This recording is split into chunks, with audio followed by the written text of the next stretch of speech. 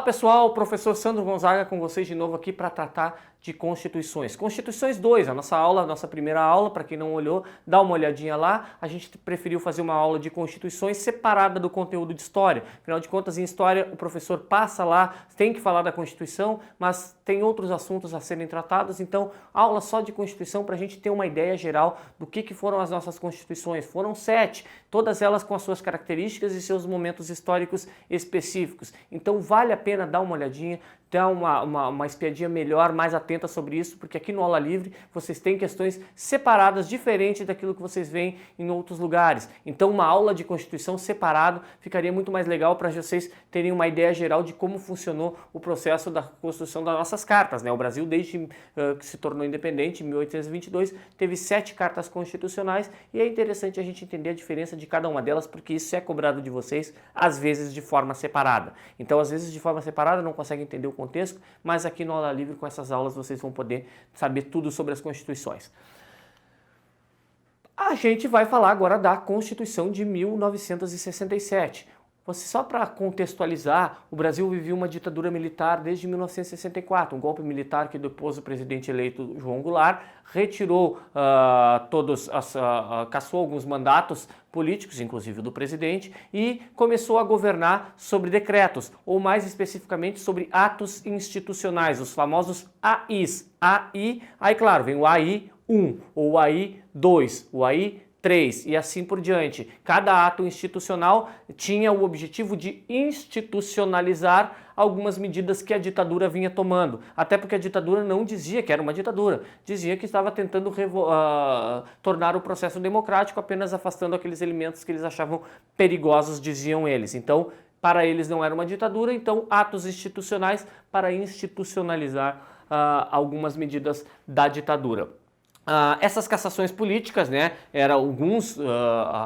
eram feitas através desses atos institucionais, e o AI 4, o ato institucional número 4, é o ato institucional que convoca uma assembleia e essa assembleia vai promulgar uma Constituição. Portanto, a ditadura não só fez atos institucionais institucionalizando esse estado de exceção, como fez uma Constituição própria, uma Constituição ditatorial, claro, aprovada pelo governo, pelos militares e pelo próprio Congresso, que era um Congresso aceito pela ditadura. Existia Congresso na ditadura militar, não pensem que não existia, existia. Era um Congresso consentido, mas era um Congresso nacional. A ditadura deixava que esse Congresso funcionasse desde que o projeto militar não fosse questionado de forma muito contundente. Então, o ato institucional número 4 foi o responsável aí para alavancar a Constituição do Brasil de 1967, a famosa Constituição da ditadura. Algumas características, né? O Brasil mudou de nome, passou de Estados Unidos do Brasil para a República Federativa do Brasil. É uma questão importante. O presidente, Castelo Branco, a gente teve vários presidentes militares, mas é o primeiro presidente, Castelo Branco, o presidente que está no poder quando essa Constituição é promulgada. Ele confirma todos os AIs, essa Constituição ela confirma todos os atos institucionais, transforma aquilo em lei, e algumas delas são importantes. Vocês veem lá na aula de História de ditadura militar. Eleições indiretas para presidente, ou seja, não é a população que elege o presidente, é o Congresso. Eleições indiretas para governadores de estados e também para prefeitos de capitais e estados e cidades consideradas estratégicas do ponto de vista da segurança nacional. Portanto, a doutrina de segurança nacional, que é a doutrina da ditadura, ela pode se ampliar para várias cidades. Além disso, é uma Constituição que institucionaliza o bipartidarismo. Lembra disso lá? Arena e MDB, tá lá na aula de ditadura, dá uma olhadinha. Só tinha 2 partidos na ditadura, um de oposição e uma de situação. Aliás, melhor dizendo, uma de situação e uma de oposição consentida. Dá uma olhadinha lá na aula de ditadura e relembra o que é esse bipartidarismo do MDB e da Arena. Pessoal, o AI-5, o ato institucional número 5, ele é o mais importante, tá? Da ditadura militar. Dos atos institucionais, ele sem dúvida é aquele que vocês têm que botar uma cruzinha ali, ó, porque essa aí, se cair alguma coisa sobre ato institucional no vestibular ou no Enem, vai ser sobre ele. Dificilmente vai ter, pode até ter os outros, mas dificilmente não vai ter ele. O AI-5, ele é o carro-chefe desses AIs aí, a gente tem que dar uma olhadinha. Ele é o ato institucional que fecha completamente o regime. Alguns historiadores chamam até de golpe dentro do golpe. Afinal de contas, o AI-5 é feito em 1968, 4 anos depois do início da ditadura. Mas é um golpe dentro do golpe, porque o AI-5 ele fecha completamente, ele elimina o direito de habeas corpus, não é mais necessário um mandato de prisão para prender as pessoas, cassações sem qualquer tipo de institucionalização, protocolo, enfim, burocratização. É realmente uma ditadura escancarada, como falou aí um dos historiadores do período, um jornalista que escreveu sobre o período. Então, cassação indiscriminada de mandatos e cargos públicos, aqui o AI-5, né? Suspensão de habeas corpus, censura, estado de sítio, ou seja, poderes ilimitados até ao executivo. Essa é a primeira parte. Aqui a gente está vendo AI-5 e redemocratização. Essa Constituição ela tem algumas importantes acontecimentos dentro dela. A gente tem o processo de redemocratização do país, que começa em 74 para uns em 78, 79, mas só vai se concretizar em 1985. Dentro desse processo de redemocratização, algumas emendas à Constituição vão sendo feitas. Algumas emendas vão sendo retiradas, como o próprio AI-5 em 1978, 10 anos depois da sua promulgação. Então, o fim do AI-5, a institucionalização do AI-5 em 68 e o próprio fim dele estão dentro desse período dessa Constituição. A Lei de Anistia de 1979, outra emenda importante à Constituição, porque essa lei vai permitir que pessoas que eram contrárias ao regime, que estavam vivendo fora do país, por exemplo, retornassem sem correr o risco de serem presas. Então, a Lei de Anistia vai anistiar aqueles presos políticos ou aqueles que eram considerados inimigos políticos do regime.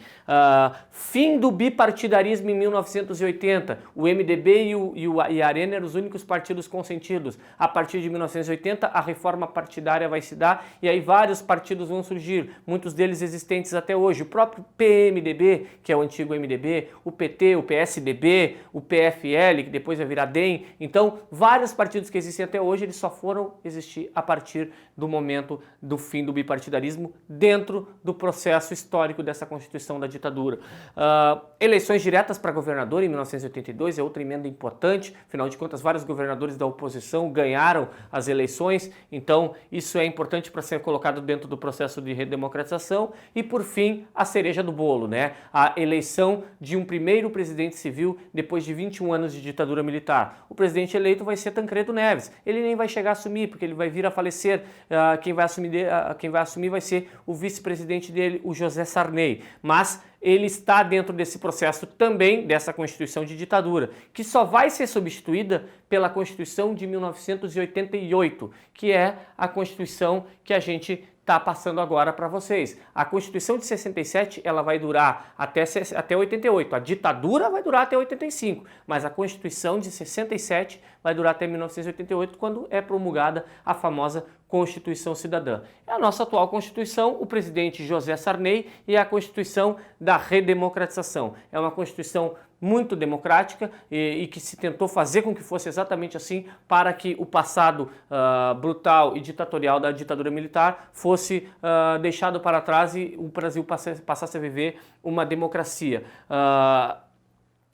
Ela foi promulgada por um congresso pluripartidário, vários partidos estavam inseridos ali dentro da construção desse processo.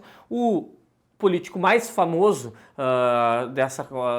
do processo de construção dessa Constituição, o Ulisses Guimarães, que depois, um pouco tempo depois, acabou falecendo, mas ele é importante para a construção dessa Constituição. Algumas características dela, né? Além da reforma eleitoral, onde analfabetos e cidadãos entre 16 e 17 anos podem votar, não são obrigados a votar. O voto ele é obrigatório a partir dos 18 anos, mas as pessoas que têm, cidadãos que têm entre 16 e 17 anos, também podem exercer o direito de votar a partir dessa Constituição. É uma Constituição que combate preconceitos, portanto, preconceitos de qualquer tipo, de gênero, de cor, embora alguns ainda permaneçam na sociedade, mas está lá contemplado dentro da nossa Constituição e, portanto, é uma Constituição que combate bem esse tipo de preconceito, qualquer tipo de preconceito.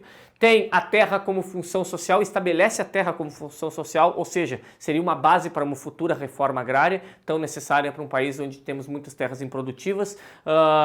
Saúde e educação como obrigatoriedade estatal. Isso é importante, pessoal, porque no momento que o Estado se obriga a dar saúde e educação, a população pode cobrar esses direitos.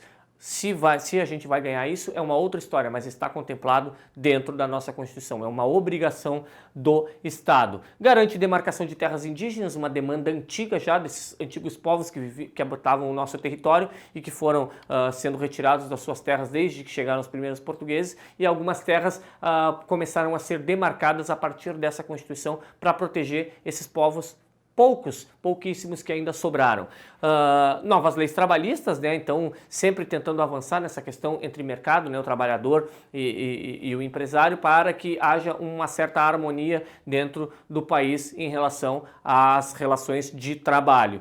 E uma questão importantíssima que pode ser que caia, um detalhezinho pequenininho, mas que muitas vezes a gente esquece. Em 1993 teve um plebiscito no Brasil para decidir qual seria a forma de governo e o sistema de governo. Era uma prerrogativa que estava na Constituição Democrática de 88, que a população tinha o direito de, depois de 5 anos, decidir se gostou daquele modelo, se continuaria com aquele mesmo modelo. Então, em 1993, o povo foi às urnas para votar se nós continuaríamos como uma república presidencialista ou passaríamos para uma república parlamentarista, onde o primeiro-ministro seria o chefe do executivo, seria o chefe do governo. A população poderia, inclusive, votar pela volta da monarquia. Estava lá na cédula, poderia ser escolhido entre se o Brasil poderia voltar a ser uma monarquia parlamentarista. É claro, monarquia absolutista de jeito nenhum, mas parlamentarista, onde a família real, os herdeiros da família real de Dom Pedro assumiriam o trono e o Brasil seria governado por um parlamento. A população poderia escolher entre essas três formas, escolheu pela permanência da forma república presidencialista, como a gente bem sabe, é a forma e o sistema de governo que a gente vive hoje. Mas é importante vocês anotarem essa informação, porque é uma informação pequena, uma informação pequena que daqui a pouco pode cair numa questão, as pessoas esquecem. Normalmente a gente não dá muita bola para os períodos mais próximos a nós, a gente foca em história, os períodos mais antigos, e daqui a pouco pode cair, pode pegar vocês. Aqui no Aula Livre vou fazer vocês lembrarem disso, não se esqueçam do plebiscito de 93. Era no governo Itamar Franco.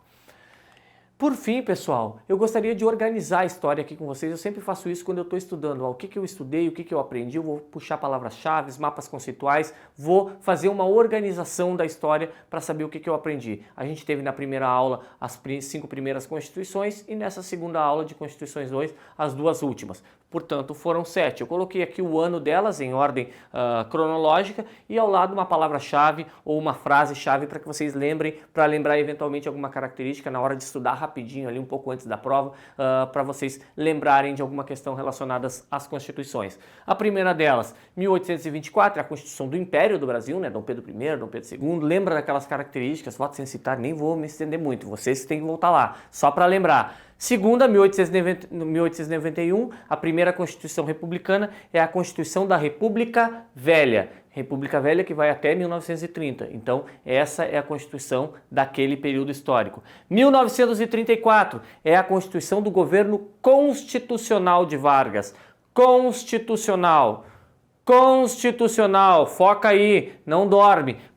Por que eu estou frisando isso? Porque o Vargas também teve um governo ditatorial, que é exatamente tema da 4ª Constituição, 1937, a Constituição do Estado Novo, ou a Constituição da Ditadura Vargas. Então o Vargas ali trabalhou em 2 constituições nesse período. Ele trabalhou no governo constitucional, com uma Constituição de 34, e no governo do Estado Novo, com a Constituição de 37, que é o governo da ditadura. 1946, 5ª Constituição, a Constituição da Democracia Populista. O Vargas aqui vai atuar também. O Vargas vai ser presidente a partir de 1951 até 54, quando vai se suicidar. Mas é uma Constituição que vai durar por outros presidentes também, não é só dele. Mas é uma Constituição democrática, da democracia populista. 1967 vai substituir essa Constituição da Democracia Populista por uma Constituição ditatorial. É a famosa Constituição da Ditadura, ditadura que se iniciou em 64 e terminou em 1985. A Constituição desse período é a Constituição feita em 1967 e todas as características estão lá. e a atual Constituição, a nossa 7ª Constituição, a famosa Constituição Cidadã, a Constituição que todos devemos seguir, que foi criada logo depois do final da ditadura. Muito cuidado aí com a periodização das Constituições, porque elas são diferentes às vezes do próprio processo político. Por exemplo, a ditadura militar começou em 64 e terminou em 85. Já a Constituição da ditadura, ela é promulgada em 87 e é substituída pela Constituição Cidadã em promulgada em 67, e substituída pela Constituição Cidadã em 1988. A periodização às vezes ela modifica um pouco porque o processo de construção das constituições ele é diferente às vezes desse processo abrupto político que segue outra lógica. Mas dê uma olhada nas duas aulas, tanto de história, de história tradicional, da história do Brasil, mas essa aula de história das constituições vai fazer vocês relembrarem bastante, principalmente essa colinha aqui que vocês não vão levar para a prova, porque senão vocês vão ser desclassificados, mas que vão dormir com ela, vão olhar para ela, vão cheirar ela, vão levar ela para onde vocês forem para lembrarem sempre dessas características. Tá bom, pessoal? Então, bom estudo, espero que vocês tenham gostado. Nós nos vemos na próxima aula.